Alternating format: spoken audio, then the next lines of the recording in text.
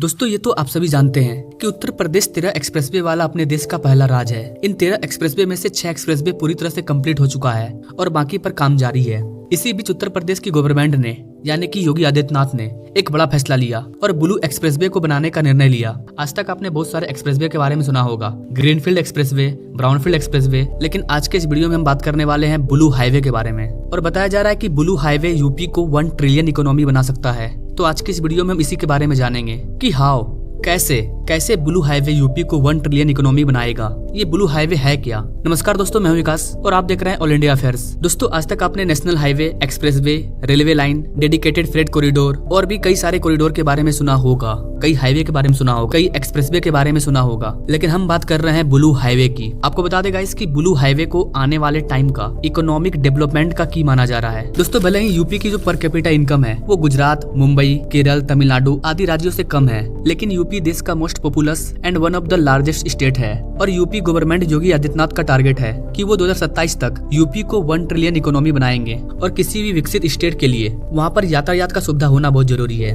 विकसित कंट्री की जो कनेक्टिविटी होती है वो बहुत ही डिफरेंट होती है और बहुत ही डेवलप होती है। और यही कारण है कि यूपी गवर्नमेंट साल 2023-24 तक अपने राज्य में 55,000 करोड़ रुपए खर्च करने का टारगेट रखी है, वो भी सिर्फ राज्य के कनेक्टिविटी को बढ़ाने के लिए। चूंकि यूपी में भारत का सबसे ज्यादा पॉपुलेशन है, जिसकी वजह से यहाँ की जो कनेक्टिविटी है इसमें हमेशा से एक बड़े अभाव का महसूस किया जाता है। और इसी अभाव को खत्म करने के लिए यूपी गवर्नमेंट ने एक निर्णय लिया कि अब वो राज्य के रिवर को हाईवे की तरह यूज करेगी। आपको पता है गाइस कि देश की सबसे लंबी नदी गंगा यूपी, बंगाल, केरल से होते हुए बंगाल की खाड़ी में मिलती है। उत्तर प्रदेश की सरकार इस रिवर पर ब्लू हाईवे बनाने की तैयारी कर रही है, जिसके लिए इनलैंड वाटरवेज अथॉरिटी द्वारा मंजूरी मिल गई है। एक्सपर्ट्स के मुताबिक इनलैंड वाटरवेज सी पोर्ट, ड्राई पोर्ट से कनेक्ट है। यूपी में नदियों का जाल है जो अलग अलग राज्यों से कनेक्ट है और अब इन्हीं नदियों के माध्यम से एक चीज को एक स्थान से दूसरे स्थान तक लेकर जाया जाएगा। अगर देखा जाए तो यूपी में गंगा, यमुना, सरयू, बेतवा और चामल समेत करीब 1 दर्जन वाटरवेज यानी कि नदियां हैं। आई थिंक गाइस अब तक आप समझ चुके होंगे कि ब्लू एक्सप्रेसवे क्या है। गाइस जब आप किसी नदी या समुद्र को देखते हैं तो वो ब्लू दिखाई देता है। और जिस तरह से समुद्र में जहाज के जरिए एक देश से दूसरे देश चीजों का इम्पोर्ट एक्सपोर्ट किया जाता है,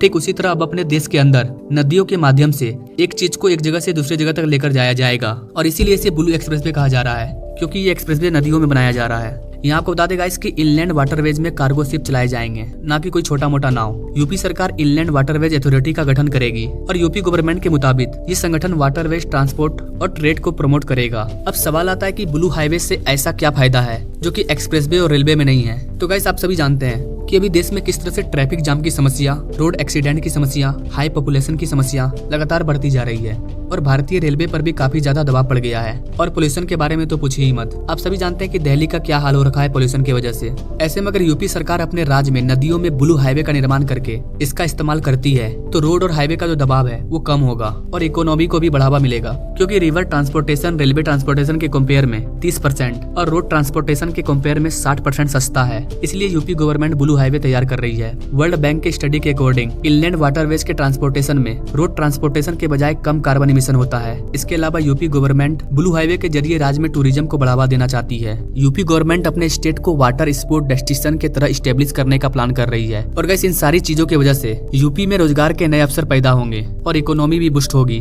अगर यूपी सरकार के इस प्लान को ग्लोबली देखा जाए तो अमेरिका, यूरोप समेत कई देशों में इनलैंड वाटरवेज का इस्तेमाल किया जाता है। इनफैक्ट यूनाइटेड स्टेट में तो जितना ट्रांसपोर्टेशन होता है उसका 21% ट्रांसपोर्टेशन सिर्फ रिवर के द्वारा होता है, वो भी इनलैंड रिवर के द्वारा। मैं इंटरनेशनल सी की बात नहीं कर रहा हूँ। तो देखा जाए तो ब्लू हाईवे के बहुत सारे फायदे हैं, लेकिन कुछ चैलेंजेस भी हैं। गाइस एरिया के अकॉर्डिंग यूपी देश का 4था सबसे बड़ा राज्य है और हिमालय से निकलने वाली गंगा की वजह से यहाँ पानी 12 महीने रहता है। लेकिन ट्रांसपोर्टेशन डिपार्टमेंट के अकॉर्डिंग यूपी में जो भी रिवर है इन सारी नदियों में साल के कुछ महीने बहुत ही कम मात्रा में पानी रहता है। दूसरी चीज की कार्गो शिप बड़े होते हैं और उनके मूवमेंट के लिए ज्यादा गहराई की पानी चाहिए, कम से कम 2 से 3 मीटर की गहराई तो होनी ही चाहिए। ऐसे में इनलैंड वाटरवेज अथॉरिटी के पास सबसे बड़ा चैलेंज है कि नदी में पानी को इंक्रीज करना और नदी में 365 दिन पानी को मेंटेन रखना, और सरकार इस पर भी काम कर रही है। तो गाइस जैसा कि मैंने आपको बताया कि वाटरवेज काफी सस्ता है अदर ट्रांसपोर्टेशन के बजाय और बड़े बड़े चीजों को पानी के रूट से आसानी से ट्रांसपोर्ट किया जा सकता है।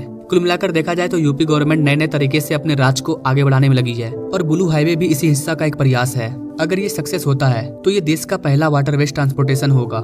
इनलैंड वाटरवेज के द्वारा और भी कई ट्रांसपोर्टेशन होते हैं लेकिन वो छोटे मोटे हैं। खुदरा दुकान। भारत के अंदर अब तक किसी ने भी अपने राज्य में नदियों में कार्गो शिप को नहीं चलाया है और इस चीज को अंजाम देने वाले होंगे हमारे योगी आदित्यनाथ। तो गाइस आप क्या कहना चाहेंगे इस चीज के बारे में? आपको क्या लगता है, क्या ट्रांसपोर्टेशन को सही करने के लिए, पॉल्यूशन को कम करने के लिए क्या हमें इनलैंड वाटरवेज का इस्तेमाल करना चाहिए? आप अपने राय कमेंट बॉक्स में जरूर दीजिए और भारत से जुड़े ऐसे लेटेस्ट अपडेट के बारे में जानने के लिए हमारे चैनल से जरूर जुड़िए। Now thanks for watching this video. मिलते हैं नेक्स्ट वीडियो में एक नई जानकारी के साथ। तब तक के लिए जय हिंद।